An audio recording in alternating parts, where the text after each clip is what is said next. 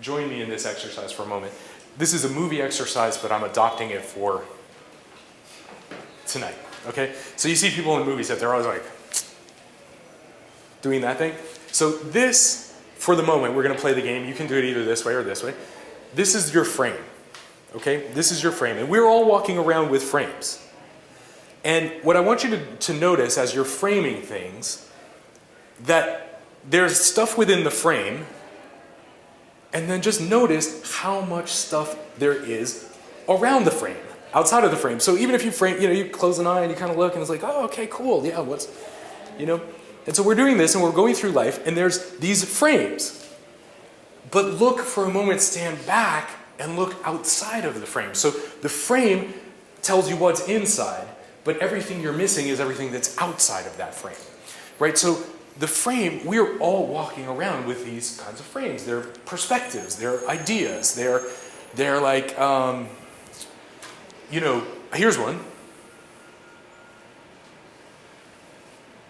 Be nice to people. Be nice to people. I'm like, when I hear that crap, seriously, I'm like, these people don't live in New York, obviously. Okay, I mean, it's like, no, it's like, I have this frame of be nice to people, and yet there are kind of, some people are just kind of, not so much. And so I have this conflict of the frame, be nice to everybody, versus the reality of some people are just kind of not so nice. So how do I reconcile these things? And these become what I call pain points, where these two ideas or two frames are in conflict. Here's one. This is one that I picked up this weekend. I was teaching a workshop, and we were in Chicago 3 days. This was a classic one, easy one. Again, shooting fish in a barrel. But it's, be a good girl. Be a good girl. Be a good girl. Subtext, sit in the corner, shut up, be a good girl, do what be good. What's that you're wearing? No. Good girls don't do that. So there's this whole, and then you have something else, which is the other frame of, what is this in my body? What is this I'm feeling? What is this sensation? And so, conflicts. And these conflicts, these frame conflicts, begin to tie down the animal, in a nutshell. These conflicts start to wear on our psyche. They start to create this sort of pressure. And then people have to do crazy things to help release that pressure. And that's the essence of the thing. So what happens is you have this very what I would call sort of a pseudo-spiritual, pseudo-free space.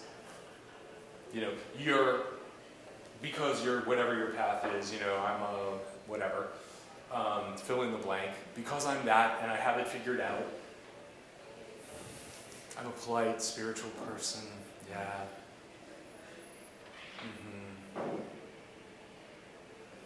Yeah. It's so good to see you. Really, thank you. But inside, what's really happening? And those are those frame conflicts.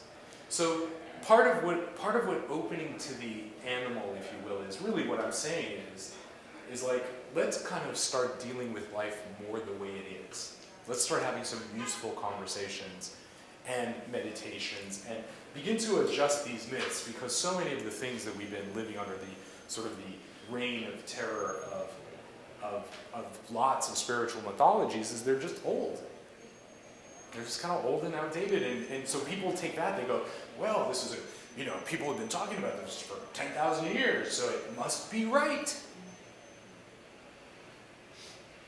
What if I gave you a map that's 10,000 years old?